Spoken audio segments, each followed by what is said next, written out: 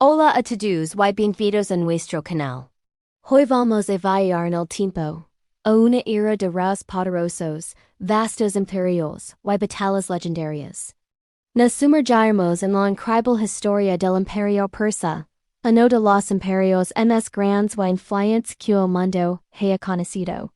Desde sus humildes comienzos hasta su espectacular caída, acompáñenme a descubrir los secretos del Imperio Aquamanida. ¿Están listos? Pues comencemos nuestro viaje. Todo empezó con un hombre, un visionario llamado Ciro el Grande.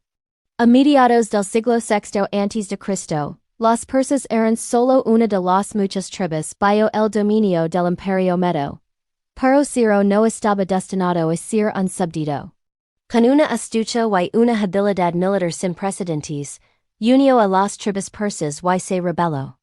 En poco tiempo, no solo derrotó a los medos, sino que conquistó los poderosos reinos de Lidia y Babilonia. Pero Ciro no era un tirano. Es recordado como un gobernante justo y tolerante. En lugar de imponer su cultura y religión, permitía que los pueblos conquistados mantuvieran sus propias costumbres. Famosamente, liberó a los judíos de su cautiverio en Babilonia, y les permitió regresar a Jerusalén para reconstruir su templo. Este acto, documentado en la Biblia, le ganó el título de un guido del Señor. El cilindro de Ciro, un antiguo artefacto de arcilla, es considerado por muchos como la primera declaración de derechos humanos del mundo. Fundó un imperio basado en el respeto y la diversidad, una idea revolucionaria para su tiempo. Tras la muerte de Ciro, su hijo Cambyses II continuó la expansión, conquistando el antiguo y poderoso Egipto. Pero su reinado fue corto y turbulento. A su muerte, un impostor intentó tomar el poder, sumiendo al imperio en el caos. Fue entonces cuando apareció otro gran líder, Dario I, también conocido como Dario el Grande. Dario no solo sofocó las rebeliones y consolidó el poder, sino que fue un administrador genial. Dividió el vasto imperio en provincias llamadas satrapias, cada una gobernada por un sátrapa o gobernador. Creó un sistema de impuestos justo. Construyó una increíble red de caminos, el famoso Camino Real, que conectaba el imperio de punta a punta, y estableció un servicio postal plurificante. Bajo su mandato, el imperio alcanzó su máxima extensión, desde los Balcanes en Europa, hasta el Valle del Indo, en la India.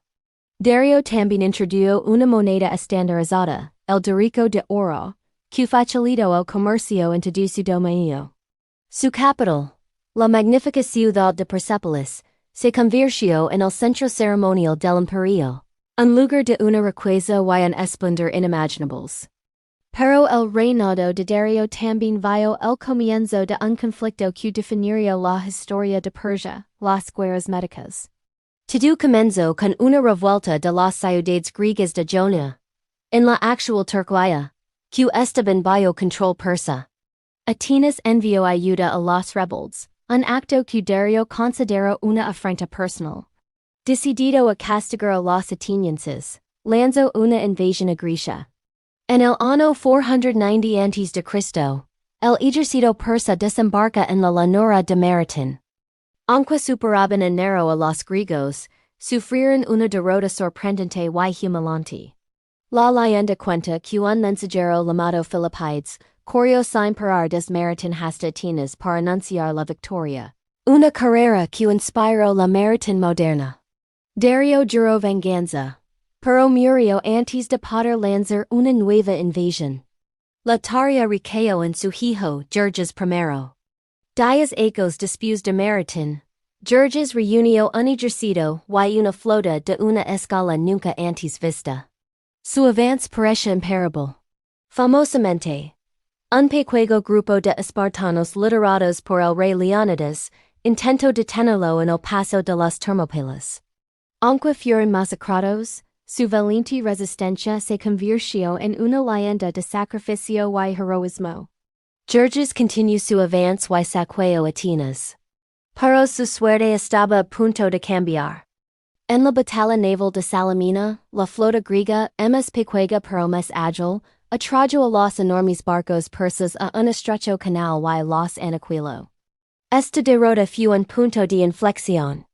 Georges regresó a Persia, dando a su ejército para continuar la lucha. Pero al año siguiente, los griegos lograron una victoria decisiva en Plataea, poniendo fin a la invasión persa de una vez por todas. A pesar de estas derrotas, el Imperio Persa siguió siendo una superpotencia durante más de un siglo. Sin embargo, las semillas de su decadencia ya estaban sembradas. Los reyes que siguieron a Georges, como Artajerjes, a menudo se vieron envueltos en intrigas políticas, asesinatos y rebeliones de sátrapas ambiciosos. El imperio era demasiado grande y diverso para ser gobernado eficazmente sin un liderazgo fuerte y centralizado. Las constantes guerras internas y el lujo desmedido de la corte debilitaron gradualmente las arcas y el poder militar del Estado. La riqueza del imperio también atrajo la codicia de sus vecinos. Y del o surgió un nuevo poder, uno que cambiaría el curso de la historia para siempre. En Macedonia, un joven rey llamado Alejandro ascendió al trono. Con una ambición sin límites y una genialidad militar comparable a la del propio Ciro, Alejandro Magno se propuso hacer lo que ningún griego había logrado antes, conquistar el Imperio Persa. En el año 334 a.C., Alejandro cruzó a Asia con un ejército pequeño pero altamente disciplinado y leal.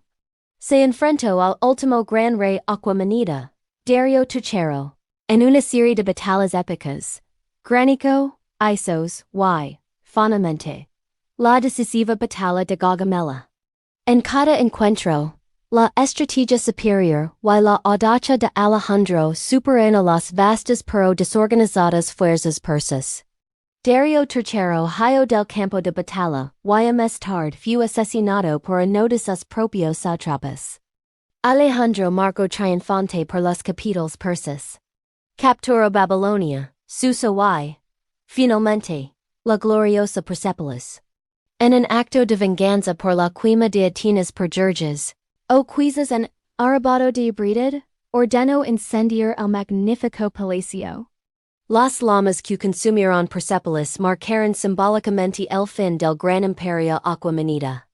Así, después de más de 200 años de dominio, el imperio fundado por Ciro el Grande cayó. La visión de Alejandro era crear un nuevo imperio que fusionara las culturas griego y persa. Aunque su propia muerte prematura impidió que su sueño se realizara por completo, su conquista marcó el comienzo de la helenística, defendiendo la cultura griega por todo el antiguo cercano oriente. Pero el legado de Persia no desapareció. Su sistema administrativo, su red de caminos, su arte y su arquitectura influyeron profundamente en sus sucesores, incluidos los propios griegos y más tarde los romanos. La idea de un imperio multicultural y tolerante, iniciada por Ciro, dejó una huella imborrable en la historia de la civilización. El espíritu persa resurgiría más tarde en otros grandes imperios como el Parto y el Sasánida, demostrando que aunque los imperios pueden caer, las grandes ideas y culturas perduran. Esa es la increíble saga del ascenso y la caída del Imperio Persa. Una historia de ambición, innovación, conflicto y un legado que todavía resuena en nuestro mundo moderno. ¿Qué les pareció? ¿Qué parte de la historia persa les fascina más? Díganmelo saber en los comentarios. Muchas gracias por acompañarme en este viaje histórico.